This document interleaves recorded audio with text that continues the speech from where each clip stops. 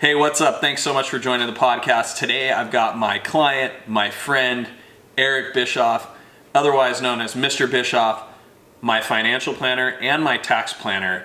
This is going to be huge for those of you. I mean, it's tax season right now, so we're going to get into what do we got to do to strategize and be ready for taxes? What the heck's going on in the markets right now with the stock market, price per barrel of oil, all these things happening. And I'm excited for you to see this episode because Eric is a rock of wisdom and composure in an uncertain time right now. So make sure and check out this episode. Thanks so much. Eric, good morning. Morning. Thanks for being on the podcast, man. Absolutely. It's my pleasure. Yeah. So tell us what you do. I am a certified financial planner, and we work with folks that are going to be retiring, people that are retired, business owners, you name it. We all walks of life. And you're not, financial planning's the main thing, but I know that you have a bunch of different facets of the business too, right? Sure. So, in financial planning, we look at things from a context of, money coming in and money going out, kind of your budget. I always tell people that's kind of a swear word in our world, the B word, but no one wants to measure what they spend money on. But, right. You don't want to be held to a budget. Who wants to hold you accountable to something like that? But, right. I think at the end of the day, you look at it, it's not about what you make, it's about what you keep. Mm-hmm. And so, we help people to recognize what they're making. We talk about their careers. We talk about, savings that they have. So we kind of become almost like a personal coach, if you would. Yeah. But on a financial matter. So, we get to know people on a pretty intimate level. Most people don't talk as much about this stuff. It's kind of, we don't talk about that. Yeah. It's kind of private.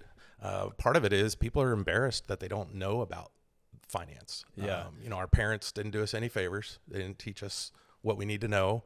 So we kind of trial and error it. And sometimes we do okay and sometimes we don't. So, when we look at it, we try to really help people just have a good base knowledge of money, what it is, how it works, things that they need to be concerned about. So a lot of what comes along with that is, how do I spend it? How do I buy things? And so you think about a house. It's a big purchase. Yeah. No offense to realtors, but a lot of realtors will talk about it as your biggest investment. Mm-hmm. Well, yeah, it's a big investment, but it's your biggest expense. It as much as an investment, I usually will say, well, if it doesn't pay you income, it's not really an investment, right? It is your shelter. Yeah. And you have to think of it as such, as it is your shelter. It's what That's a really good point. Because the money that you're spending on your shelter ultimately is an expense. Mm-hmm. And if you're living in a luxury house or your monthly nut for your house is massive, well, you're spending that on yourself. Exactly. It's a luxury item. It is. It's a huge luxury. Yeah. And so, a lot of people don't know how to best approach that. Yeah. And, they're intimidated by lending. And so we talk a lot about liability planning. Mm-hmm. How do we best spend our money? When I was a kid, a long time ago, interest rates were extremely high. I think my parents' first mortgage was like 18%. No way. Yeah. So you think about that today, and people are griping about having to pay 4%, right? Where they've paid 3% probably for the better part of the last handful of years. Yeah. And 4% is nothing. Right. But in relation to what we're doing today, it's a higher rate than what we have been paying, which means you can afford less. And that's going to put a crimp on the housing market a little bit, hopefully slow it down a little bit because it has been so hot.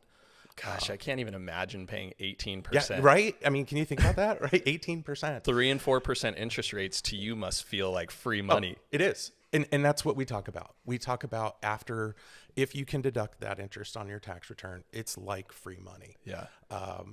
Historically speaking, the markets are going to get you high single digit, maybe low double digit returns on average. Okay. So if I'm spending 2.5% to 3% after the tax deduction on that money, it's pretty reasonably cheap. So you feel in your world, financial planning, you can get returns that beat out interest rates all day long. In this market, yes. Gotcha. Is that because rates are 3-4% right now? Yeah, it's because they're low. I just saw this morning a jumbo rate is at like 3.75. In that neighborhood. Gosh, that's so good. It's still good. Yeah. And a 30-year conventional, I think, was just over 4. Mm-hmm. So, even at those rates, they're still very attractive. I mean, my first mortgage, I think, was 6.5 or 7%. I was ecstatic that I got that rate, and that was normal back then. So there's a lot of incentive in the economy to buy a home. When you think about a home, it's a huge expense, and there's a lot of cost that goes along with that. There's remodeling, there's painting, there's new interiors, whatever it is, and maybe it's new furniture. So a family, when they go into a home, spends a lot of money, and it's very stimulative to the economy. And so with rates being low, it makes it very strong for us as an economy in that sense. So that's why housing, it's like the focal point when we look at the economy as a whole, right? Like in the past, it really tracks along with housing that way. It does a lot. So we spend a lot of time talking about, what does your residence look like? What do your investment properties look like? If you're going to own investment properties, well, I don't represent people as an agent, if you will, in terms of buying property. We talk about it. We talk about, what does this mean? How do you benefit from tax planning? So, we get involved with tax planning. Yeah. And that really kind of looks at things from a macro level and very comprehensively, where most professionals don't cover more than just their area of expertise. So as a certified financial planner, what we end up doing is we cover a lot of different areas under our, the schooling that we go through, and the education process, and then the testing. And so the testing is pretty comprehensive. I think there's like 119 different areas of what we cover. So things like insurances, whether it's homeowners insurance or whether it's life insurance, or you name it. I will say too, you guys have been huge for me that way, because obviously I'm in the weeds every single day, realtor, broker, hunting down properties. And so naturally I come across opportunities. But I was completely blind or not prepared in the financial planning area of my life until I met you. And it's been really cool working with you too, because you're not opposed to real estate. You're like, when you find the deals that you want, let's figure out a way to buy them. But you also need to have these areas of your portfolio covered as well. It's like a balanced diet, right? You need to have things well diversified, is what you'll hear us say as language in the industry. But anytime you have concentration in anything, it can be bad, right? Like if I eat sugar all the time, I'm going to be fat, And so you start to think about, from a financial perspective, real estate is one of the ways to make wealth in this world. Right. The stock market is one of the ways to make wealth in this world. So you tend to see people gravitate to what they understand and what they feel comfortable with. I can touch a building and I can see that building, and it's not going to go away. So I can totally understand how that works. And I've paid rent, or I have a mortgage, and I understand that. Right. But the concepts about other investments are kind of foreign to most people, in the sense that, they just don't understand it, or they haven't had exposure to it. Yeah. And so what we really try to do is to understand not just who you are, but what you're trying to accomplish, right? Where are you today? Where do you come from? Where are you trying to get to? And all too often we're thinking about 30-second sound bites with the world we live in today, with social media and that's what we perceive as reality a lot of times, and which isn't necessarily the case. It can be. It's just all relative, right? It's what is the angle I'm looking at? And so, you can be on a TikTok and have somebody tell you about some investment idea, and it sounds great, right? But they don't tell you the whole story, right? Or they don't even know it themselves. That's good. Yeah. And so we kind of look at this and try to really be that resource to a client that helps them to kind of know, okay, these people know me. Yep. I can trust them that they're going to be able to give me good advice. They're not in it for just themselves, because we're a fiduciary, which by law and by code of ethics, we have to do what's in our client's best interest. Right. So in that instance, we really look at it and say, well, as long as we're, fairly compensated for our time, then we can absolutely, be there to help people through whatever aspect of life that they have going on. Just a week ago, I had a client who's with a major retailer in their corporate headquarters, and he got a job opportunity. So we spent time talking about it. What does it mean? What does the offer look like? Well, the company is out of state and he's going to be able to work remotely for the time being. And I said, well, you better be prepared to move to that other state. And I'm trying to be a little vague in case somebody, I don't like to share people's information, but from a, being a little vague, moving from Ohio where he's from to another state, it's going to cost him more. Right. And so, when you look at what the compensation is going to be for that position, you have to think, what is that cost of living going to look like? What is that house cost going to look like? Are you able to educate your children the way that you wanted to before in that new community? Because it's a different world. Education, yeah. Things have changed so much, it feels like, just in the last 2 years. Yeah. I mean, I know like the way that people shop for homes, for example, has been completely turned upside down since the pandemic, and the way that people move around with being flexible in their job and being able to work virtually. I can't imagine how many things you have seen change in your world.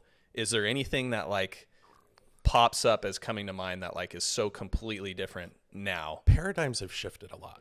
Right. So people think about things very differently today than they did before. Yeah. For instance, my business, I had an office space that was, about $6,000 a month I was paying in rent to have nobody sitting in it for like 9 months during the beginning of the pandemic. And, while I live in California, I have clients in 36 states. So we talk to people all over the country. And we were working kind of remotely, if you will, for a period of time. And then I would travel back and I would see people in person. We shut down the office. We work out of our home, and we see people through web conferencing pretty much exclusively today. Wow. And you think about it, where most of our clientele is going to be as older folks. They tend to have money, but they have grandkids. And, you look at what has changed in the last 2 years has been the adoption of technology has been immense. Okay. But two, you've seen a lot of people move from where they were typically living so they could be by family. Right. And I think if there was anything that came good out of this whole mess is that people are kind of focused on what's important to them. And maybe family is a little more important than it once was. Yeah. And so you see that as really kind of an issue that, I'm happy to see, but that was a big change. So we've had a lot of people go through, does it make sense to move? Does it make sense to borrow? How do I do this? And, many a times I've heard clients that are in their retirement age, like, I'm not supposed to have a mortgage at my age. And then I'll say, well, who says? And they'll say, well, I say. And I'm like, well, when you're done being a drama queen about it, let's do the math. And the math will add up. Math doesn't lie, but emotions do, right? Yeah. We can believe just about anything we want to believe if that's what we need it to be to accomplish what we want to accomplish. Right? Yeah. So let's touch on that. So you've got somebody who's like, I'm not supposed to have a mortgage. I'm on a fixed income. Yeah. This thing is going to eat my nest egg alive. And you're like, hold on a second. Let's look at the math. Yeah. What does like the math look like sometimes in that instance? Well, the math almost always works out to not pay off the house. And so, you start to look at, well, why would I do that? And how would I do that? Well, again, it really depends on the variables that you're putting into the equation. Right. If the variables are 18% interest rate on a mortgage, we're not talking about having a mortgage. No. And if we are, we're talking about having it paid off as fast as possible. Right. But in a 3 to 4% interest rate environment, you look at the cash flow that you have, you look at the assets that you have and what can they generate in income. And we generally take a very conservative approach when we analyze that, so that we try to think of what's the worst case scenario that's realistic. I mean, I could be really dramatic and be really bad case, but in a reasonable situation, most people are going to win out quite handsomely on that home not being paid off. Main thing you look at is most mortgages are a fixed rate. Yes. So it keeps the monthly payment fixed. Where we run into the biggest problem in a retirement situation is most of our expenses are variable. Energy, food, utilities, taxes, that kind of stuff, they all go up. Where your house usually is fixed. And so it makes it a lot easier to kind of stomach that monthly bill, even though emotionally people don't want to have it. Yeah, that's a good point. mortgage could be fixed $2,000-$3,000 a year, and somebody's striving so hard to get rid of that. Yeah. But with other investments, the diversification, you can actually, I guess that's where the term good debt might come from. Good debt versus bad debt. Absolutely. Good debt, we usually refer to that about debt that's deductible. Okay. So like a credit card, Right. it's not deductible. It's not good debt. Unless you're a business owner, if you're a business owner now, we've got more opportunity for good debt. But, as a retiree, there's not really a lot of choice in that matter. Got it. And then the tax laws changed the last couple of years. And so most people have to take a standard deduction, and even then they can't deduct the interest, but still at 3 or 4%, it's a pretty low rate. Yep. So the changes in the tax laws, that's something I get asked a lot. Yeah. So we're looking at now, right, there's a cap on the interest. That's deductible. That's deductible. And it's $10,000 annually, I believe. Yes. So the SALT tax, which is a state and local tax, they put a cap on that at the federal level.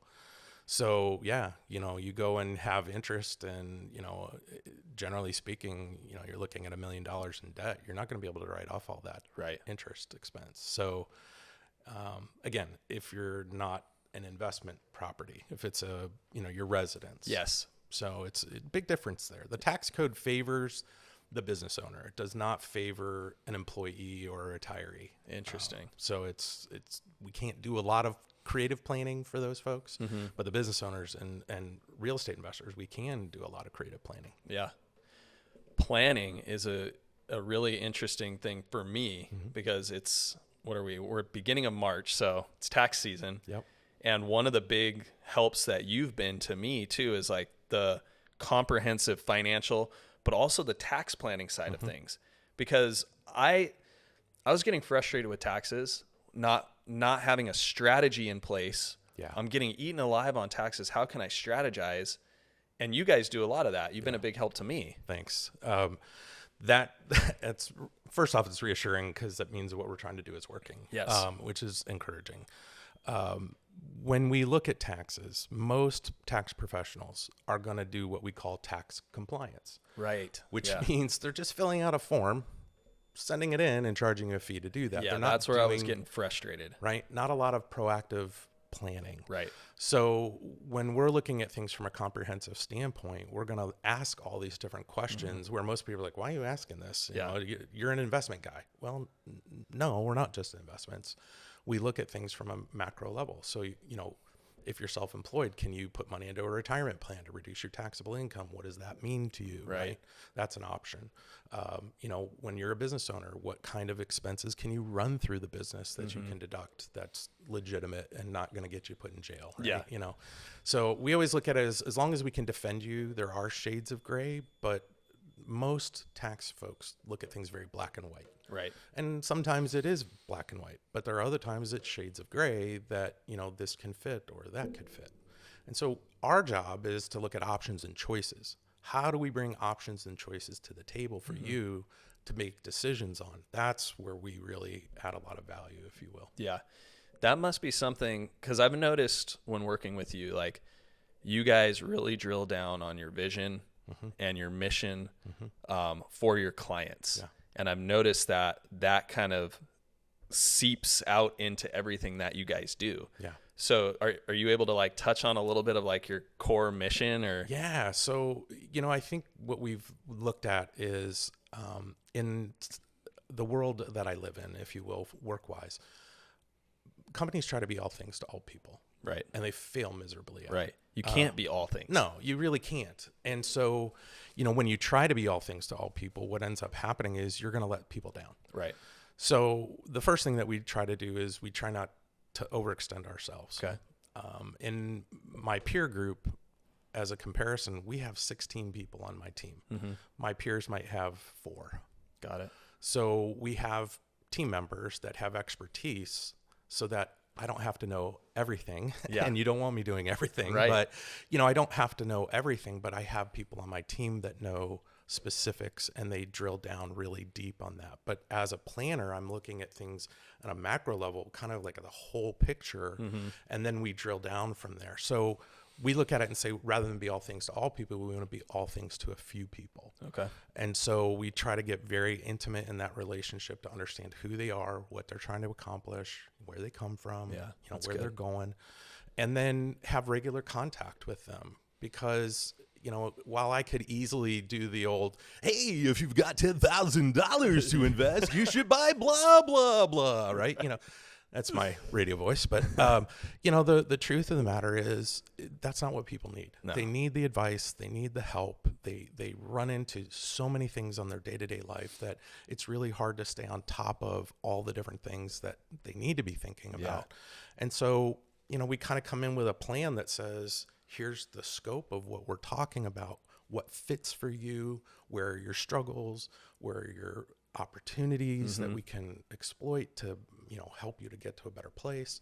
So it really comes down to a lot of conversation, right? Not really selling you stuff you don't need, which is what a lot of our peers do. Because they answer to shareholders of publicly traded companies, and we don't. We answer to you as a client. So that's how we've really taken that focus to say we want to be that go-to resource for our clients. And we've continued to add services all the time. We do taxes today, where we just would do tax planning. We now do taxes. We are not a law firm, but we do estate planning. We're probably the only other person besides an attorney that is qualified to give advice on estate planning. That's good. Yeah. Estate planning is so important. Me being a realtor, I see a listing come up, right? It might be a standard sale, or sometimes it could be a probate sale. Yeah. I mean, there are other designations of sales. Those are just two, but a probate sale I see a lot of. Yeah. And it's sad to see that, because basically for, people that don't know what a probate is, it's somebody that didn't have proper estate planning. Correct. And they it's passed. The state's plan for you. Exactly. Is what it is. And it's expensive. It's super expensive, right? The state of California is very expensive when it comes to that process. So, doing proper planning on the upfront means putting some documents in place. It means thinking about your demise, which nobody wants to think about. No, that's not fun right? to think about your I'm your going to die. Yay, let's talk about that. Right. So we don't, we try to handle that very gingerly. And we just hired somebody new recently, and she said, what's the one thing you don't like about your job? And I said, people die. I don't like that when people die, right? Yeah. I mean, who does? But it's hard. I become emotionally attached to these relationships over the years. And, to have somebody pass away prematurely or at all is very difficult. But we've really kind of taken it as a responsibility to say, hey, you know what? You have an obligation to the people that you care about to do things the proper way. And because there's such a lack of knowledge, most people just don't do anything. Right. And that's where a probated estate becomes kind of a challenge. Yeah. And it ties it up. It's costly. It's public information. Yeah. So you're really pretty much airing your dirty laundry, so to speak, if you will, when you go through that state-sponsored process. Right. So, that's where working with an attorney to draw up proper documents to give you control and privacy is really important. Yeah. I think it's not like we're trying to hide something from people, but you know what? No one needs to know my stuff. Yeah. It's kind of a common thread. Like you opened up by saying a lot of people don't investigate financial planning for themselves because whatever their reason or their story might be, they push it off. And the same thing like with estate planning, you don't want to think about yourself dying, or like when Courtney and I set up our trust, what do you do if you both get in a car wreck and you're gone? What do you do with the baby? Who takes it? It's like, it's hard conversations to have, right? It is. It's very tough. But I've seen, like, don't push those things off. Don't procrastinate that because it's difficult. I would encourage people, like, jump in, ask questions about it, get prepared, because in that moment of uncomfortableness or whatever, awkwardness, when you're talking about that, that's just a short moment. But after, there's a lot of relief. Yeah. You sleep better at night. Yeah. And that's, the one thing that we look at is having, your ducks in a row really makes a big difference. And it does give you peace of mind so that, a lot of clients will go through this process we take them through, and they're really appreciative of going through it because it's not as intimidating as they thought. They know that we're there to help them. And they're in a pretty good place most of the time. Yeah. They just needed little tweaks here and there to kind of get things lined up the way they need them to be. Yeah. It's when you have bigger challenges that it becomes, a problem. If you have a special needs child, you need to do proper planning because they could lose benefits they're entitled to if you don't. Well, that's an issue. Yeah. You don't want to have that happen, especially for those people that can't take care of themselves. As a society, we should do that. Right? Yeah. And so as parents, if you're in that kind of a situation, you want to make sure you do the right thing. Now, the other side of that is those helicopter parents that can't let their children go, so to speak.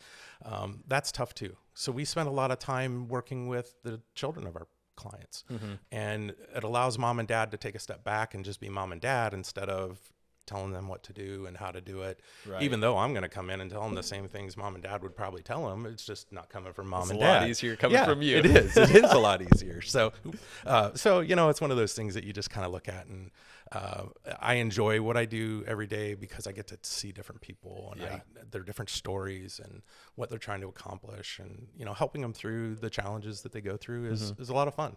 So if I had to sit at a computer and crunch numbers all day long, I probably wouldn't be in this business because it's not something I enjoy. It's people business at the end of the day. It is. All right. So with everything that's going on, in the world today, what are you, I hear it on my end, like my stock account is up and down. I can't handle this. Like this is crazy. What are you seeing, or what are you thinking of all this? It's tough right now because there's a lot of unknowns, and anytime there's unknowns, the markets don't react well to that. Yeah, the uncertainty, right? And so that freaks people out a little bit. We've been through way worse things than we're going through right now. You think about 2 years ago where we were, and what was going to happen with the pandemic, and that was some serious uncertainty. It was really serious uncertainty. I went to a local retailer to buy toilet paper when it really was, the proverbial, what hits the fan. Yeah. And you looked at it and it was like so easily society could have just broke down and people fighting one another, killing one another, doing dumb things. Right. And thank God it didn't happen that way, but it could, you know, and you see how people can become very irrational very quickly. And I think that's what we have to do when we have conversation, is to talk about how do we protect ourselves from these kinds of uncertainties. We can't perfectly protect ourselves from anything. So we have a strategy we employ to when do we need to access money in terms of how we help to cushion the blow of uncertain times like what we're seeing right now. Yeah. But it's been 40 years since we've seen inflation anything like what it is today. Just today, inflation came out at 7.9%. Wow. Which is huge. Yeah. Historically, inflation, what? The last 30 years, 99% of the quarters, inflation was at 3% or below. Wow. So today, 7.9. 7.9. Wow. So you look at that, it's on borderline triple the cost of goods and services, right? Yeah. So, sheesh. You look at now oil going up as much as it hasn't even been accounted for in that equation. Right. That's what I heard. Yeah. That like the price per barrel of oil or gas, if you will, is not even included in that inflation calculation. Yeah. And the costs have gone up in the last month. Mm-hmm. So those reports that show inflation being as high as it was, those are from months ago, not in the last month. Right. So as we go forward into this year, we're going to continue to have inflation be a problem. Any nuggets that you can give, like how, this is a common conversation that pops up. Inflation is a challenge. I tell clients, I can look out my window here in San Clemente every day and I can see ships waiting to get into the ports of LA and Long Beach. I've been here 5 years and I never saw ships waiting ever. And, people that have lived here for a long time are like, we never see ships, but you do now. Yeah. And that is a logistics problem. So I kind of refer to it as a logistics nightmare. They just cannot get goods distributed fast enough and in the quantities. Right. So you can go to grocery stores or other retailers and you can see shelves with nothing on them. And I think back to, 3 years ago, and that was never a problem. There was always, that kind of a inventory was available. So I think it's going to probably take the rest of this year for that to work itself out a bit. Mm-hmm. The conflict in Europe, that throws a wrench into this because it's energy. Right. It's the one big commodity that Russia exports. Yeah. And so it's a tool being used to try to coerce them into not doing what they're doing. But the countries that pump oil, they'll cheat.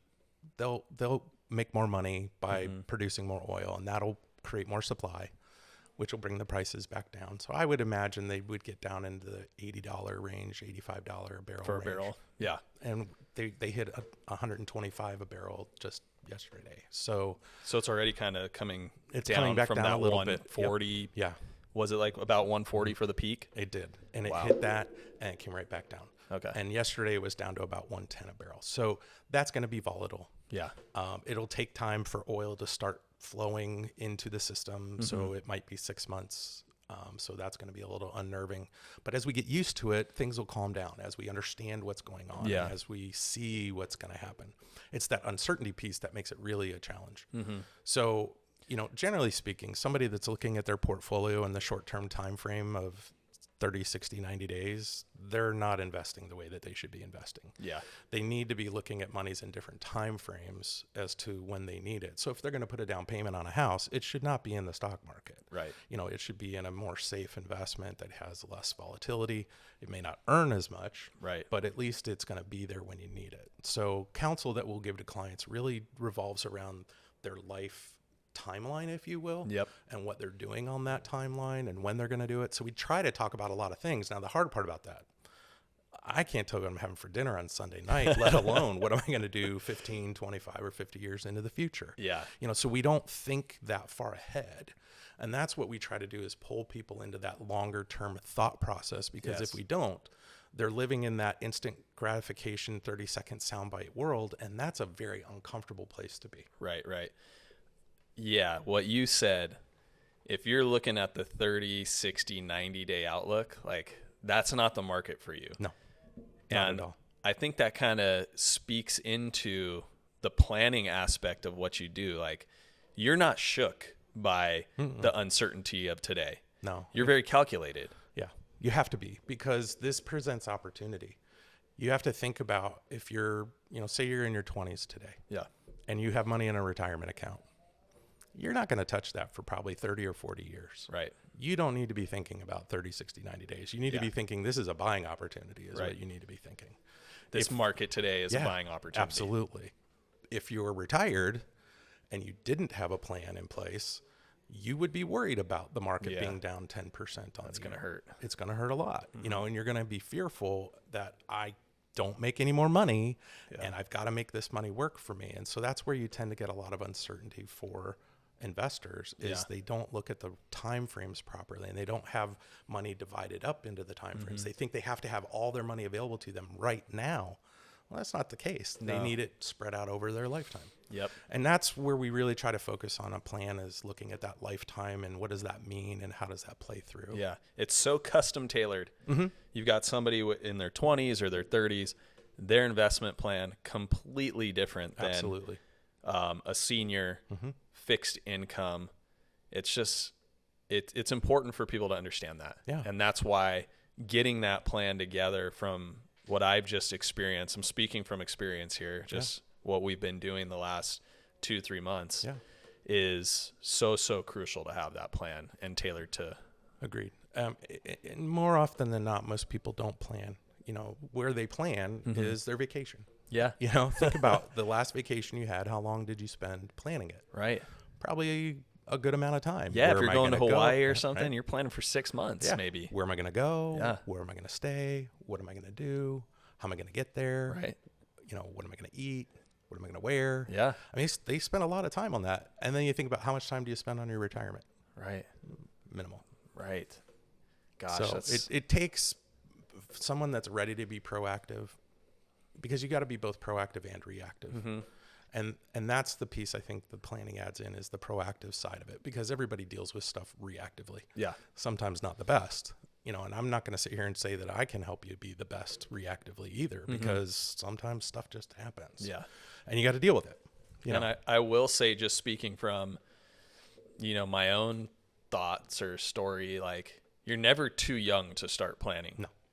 Like I thought, oh, that's something kind of maybe you do when you're 40 or 50 and you get some more money, whatever, but it's actually the opposite. Yeah. You start planning sooner and then you grow your portfolio. That's exactly it. The people that need us the most are the ones that least seek us out. Wow. It's usually younger folks that are going through a lot of change. Think about it today. Young folks coming out of school, they've got student loan debt. Yeah. They want to buy a home. They want to start a family. I mean, those are a lot of major decisions that they probably don't have the best education about how to handle that. And they'll make a lot of emotional decisions. Right. And sometimes those backfire on you. What if you bought the wrong house in the wrong place? That could be an expensive mistake. Right. Even if it's just the cost to transact it, right? There's a lot of cost involved with that. Yeah. So, it's one of those things that we really look at it. It's not about a dollar amount that somebody has. It's about their willingness to work with us. And, are they able to plan and spend time thinking about it in a way that most people don't? Yeah. It's a good point too. Like a lot of financial planners or whatever, like a firm minimum. And I think that kind of gets into some people's heads where they might not ever reach out. I don't know if I meet the firm minimum. I don't want to be told that I don't. Yeah. I never felt that when working with you. And I think that's the one thing that we've looked at is we've said, we want to work with good people. And I don't really worry about what they have or what they don't have. Because in time they'll have something. And, our compensation structure is tied to our time and our expertise and not selling you something that you don't necessarily need. Where a lot of the firms that have minimums, they are being driven by somebody driving them to make revenue for a shareholder somewhere.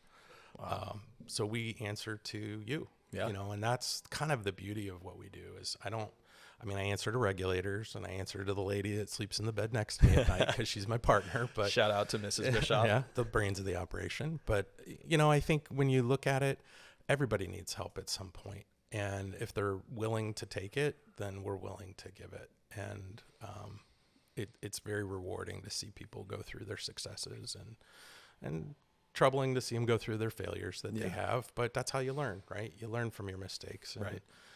I think we spend way too much time trying to avoid making mistakes instead of taking some risks that will get us rewards that are way better than avoiding a risk. Yeah. Wow. That's dropping some knowledge right there, right? It does. You do have to take the shot to make the basket. That's right. If you don't take the shot, you're not going to make it. Right. And who doesn't want to be the game winning, team member or whatever, making the game winning shot or whatever. But, I think we tend to be paralyzed by things we don't understand. Right. And so, education is key. And that's what I spend a lot of my time doing is educating. Here's options and choices that make sense for you based on what you've told us. This is what we could see working. Yeah. And then you make the decisions about what you feel comfortable with. And so then we help you implement it. Nice. We help keep eye on it, and make sure that it's doing what it's supposed to do. Yeah. Make adjustments as is needed. Think back if you look back 5 years ago, are you where you thought you would be 5 years today into the future, or did things go exactly like you thought they would? No, they did not go like I thought they would. Yeah, they never do. Right? Yeah. And so that's where planning is something that you need to do on a regular basis because stuff changes often enough that if you don't adjust, you could be on the wrong course. It's kind of like those old ships at sea that had sails and rudders. Yeah. If you didn't have a rudder, you went wherever the wind was going to take you. Yep. And that's what I think a lot of people do today is they just kind of go wherever the wind takes them. Gosh. So I imagine there's probably going to be some people watching this or I got to get in touch with Eric and I'll throw up a link to your website and whatnot. But what's a good first step if somebody wants to get in the game? It's a conversation. Okay. We generally just have a conversation. There's no cost or obligation to talk. Yeah. We want to learn a little bit about you. What are you trying to do? Can we help you? Can we not help you? And then we talk about our process because that's our product. Yeah. Our product is our process. Right. And that is kind of like going to a doctor's office, right? They're going to poke, prod, touch, feel, listen, measure. We just don't ask you to disrobe. We have you disrobe financially speaking, right? Yeah. And so we look at it and we want to understand the math and then the emotion that comes along with who you are and what you're trying to do, and how do we help that math enter into the conversation. And we're going to know right away whether or not we're a good match with one another. Yep. You know, your gut instinct will tell you really quick. For us, like I said, it's if somebody has a willingness to work, we're willing to help them. Nice. We enjoy doing that. I mean, that's what we get up every day to do. Yeah. You know? No, you guys have you have a great team. Thanks. I can definitely speak for the process. It helps organize everything. Yeah. I don't know where one would start without, the process. It is tough. When you think about it, you've got bills that come in on a daily basis. You've got your work life, you've got your family life. If you have kids, it's even harder. Yep. So you've got a lot of moving parts, and stuff just tends to get put in a pile. Yep, it And does. I can't tell you how many times I've seen envelopes that come from our firm that are still unopened, and it's 6 months later. Hey, I got little piles yeah, around the it house. happens. Mostly clothes. I'm not underwear. immune to it. I'm not immune, but it's that's where we try to really add a lot of value, is to get you organized and know what you have and where it is and what it's doing, so that you can make good decisions about it. Yep. And then really we just want to know about it so that we can look at what are the options and choices. If we don't know those options and choices, well, then how do you know you're making the best decision for you? And I will say too, like we talked about the pandemic and how it's changed how people work, and you guys are pretty much exclusively virtual now. Yeah. So to get in touch with you, it's as simple as like, let's jump on a Zoom. Yep. How easy is that? Like super efficient. You don't even need to leave the house. Exactly. And just hop on the computer and have a conversation. And the nice thing about the technology is we can share information too. Yeah. And so you can see it in real time, and we can see each other, because there's still that human connection. While I grew up in the business where a handshake and you're looking you in the eye and your word was your bond, it still means something. It's a little different with the technology change, but it's still a relationship. And that's, for us, I think the best way to do it is just to sit down and have a conversation, understand what you're trying to do. And, we go from there and we talk about how we can help. Nice. Well, if somebody's watching this, reach out to Eric. Thanks. Give him a call. Shoot him a text. We'll throw up your contact information and appreciate it. Have that conversation, because it's been really beneficial to me. And that's why I wanted to have you on today, is you are a calming voice in an uncertain financial time. Yeah. And I hope somebody can benefit from this. So thank you for being on. Absolutely. It's my pleasure. Awesome, man. Thanks.